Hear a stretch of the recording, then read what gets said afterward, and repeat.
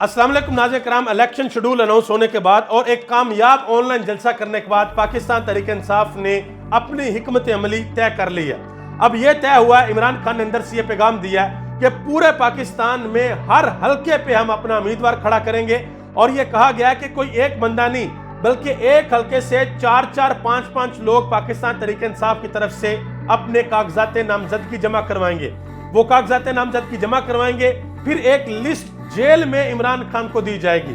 उसमें वकला भी होंगे और उसमें आम लोग भी होंगे जो वर्कर हैं। इमरान खान लिस्ट को फाइनल करेंगे, हाँ भी हमारा कैंडिडेट कौन कौन सा होगा। बाबर अवान साहब ने एक बयान दिया, उन्होंने कहा जी पाकिस्तान तहरीक इंसाफ के उम्मीदवार हर सीट से इलेक्शन लड़ेंगे और हिकमत अमली के तहत कागजात नामजदगी जमा करवाएंगे।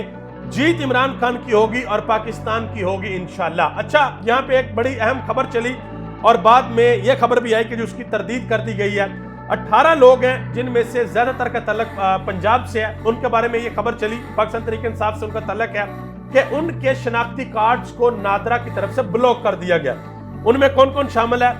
मुराद सईद साहब, आजम स्वाति, हमाद अजहर, मियां असलम इकबाल, हाफिज फरत अब्बास, करामत अली खोखर, अली अमीन गंडापुरी, इम्तियाज शेख, वासिक क़य्यूम अब्बासी, अली असगर और मुसर्रत जमशेद और भी इसके अलावा और भी कुछ लोग शामिल हैं। लेकिन बाद में यह कहा गया कि जी नादरा की तरफ से इस बात की तरदीद आ गई है, हमने किसी के शनाख्ती कार्ड ब्लॉक नहीं किए। और ये किस बेस के ऊपर शनाख्ती कार्ड ब्लॉक किए जा रहे थे कि जी इन लोगों के अदालतों के अंदर केस लगे हुए हैं और ये अदालतों के अंदर पेश नहीं हो रहे, ये वजह थी। जियो ने प्रॉपर इसकी खबर लगाई है, ये आप देख सकते हैं कि जी मुराद सईद, आजम स्वाति और हमाद अजहर समेत पीटीआई के 18 रहनुमाओं के शनाख्ती कार्ड ब्लॉक, ताकि ये इलेक्शन के अंदर हिस्सा न ले सके। अब जरा मैं कुछ चीज आपको बताने लगा हूं।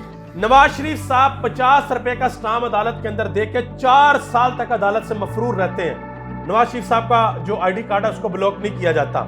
सलमान शहबाज जो कि शहबाज शरीफ साहब के फर्जंद हैं, वो 3 साल तक मफरूर रहते हैं, इश्तिहारी डिक्लेयर कर दिया जाता अदालत की तरफ से, उनका आईडी कार्ड ब्लॉक नहीं होता। नवाज शरीफ साहब के दोनों बेटे 6 साल से आज तक मफरूर हैं, उनका शनाख्ती कार्ड जो है वो ब्लॉक नहीं किया जाता। और नवाज शरीफ साहब के जो समधी हैं 5 साल तक मफरूर रहते हैं, उनका जो शनाख्ती कार्ड है वो भी ब्लॉक नहीं किया जाता। लेकिन ब्लॉक हुआ शनाख्ती कार्ड और खबरें चल रही हैं, तो वो किसकी? वो जी पाकिस्तान तहरीक इंसाफ की। और पाकिस्तान तहरीक इंसाफ के लोगों के ऊपर इस वक्त जो गुजर रही है, आप किसी छोटे से बच्चे से पूछें कि भाई अदालत के अंदर हमाद अजहर का केस लगा हुआ है और वो अदालत के अंदर पेश नहीं हो रहा, वो क्यों पेश नहीं हो रहा?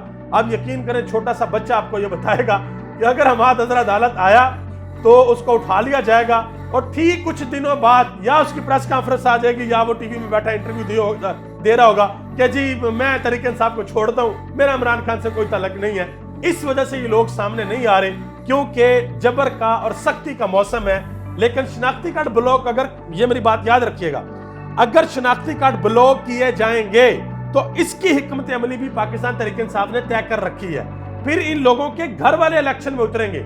हत्ता कि ये भी सोचा गया कि किसी के वालिद को, किसी के भाई को, किसी की बहन को या उनकी अहलिया तक को मैदान में उतारा जा सकता है। इलेक्शन पाकिस्तान तहरीक इंसाफ लड़ेगी, इलेक्शन से ये लोग पीछे नहीं हटने वाले। आगे आ जाए, मुस्तफा नवाज खोखर ने एक बड़ी अहम बात की है।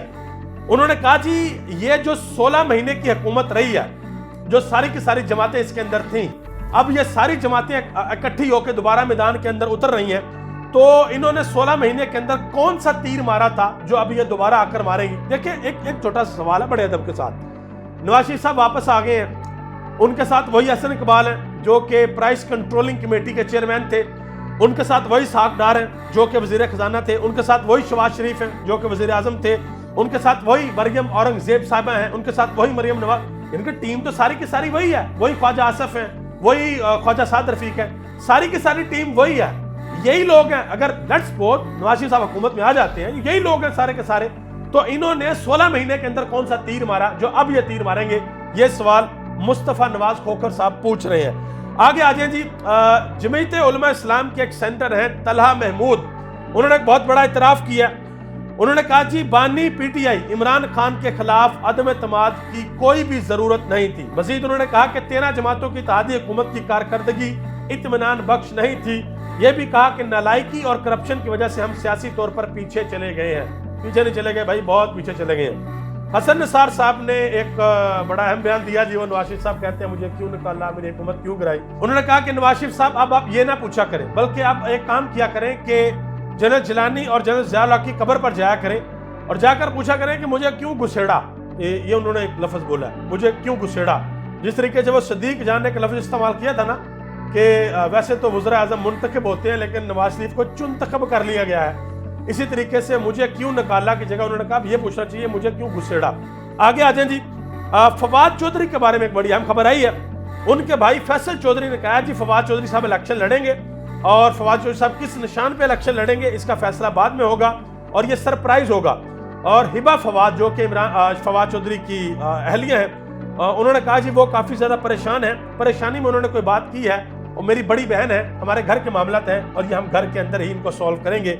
और हिबा फवाद के बारे में आपको बताता चलूं कि उन्होंने एक प्रेस कॉन्फ्रेंस की थी और उन्होंने कहा था कि फवाद चौधरी के भाई हैं जो कि रुकावट मार रहे हैं, मुझे प्रेस कॉन्फ्रेंस नहीं करने दे रहे। तो फवाद चौधरी के भाई फैसल चौधरी ने कहा कि हमारे घर का मसला है, हम इसको घर के अंदर ही ठीक कर लेंगे। अब बहुत बड़ा सवाल ये पैदा होता है कि भाई आने वाले दिनों में इलेक्शन शेड्यूल अनाउंस हो गया, क्या पाकिस्तान तहरीक इंसाफ को अब वर्कर कन्वेंशन करने दिए जाएंगे या नहीं करने दिए जाएंगे, या वही साहब होगा ग्राउंड में पानी छोड़ दिया, सड़कें खुदवा दी और वो दफा 144 और 3 MPO के ऑर्डर्स क्या होगा। क्योंकि 3 MPOs के ऑर्डर उन्हीं लोगों ने निकालने हैं, इज्जत माब पाकिस्तान का पढ़ा लिखा तबका, पाकिस्तान के लाइक 3 लोग, जहीन दिमाग पाकिस्तान का जो कि हमारे DCs हैं, उन्होंने निकालने और वही रिटर्निंग अफसरान है।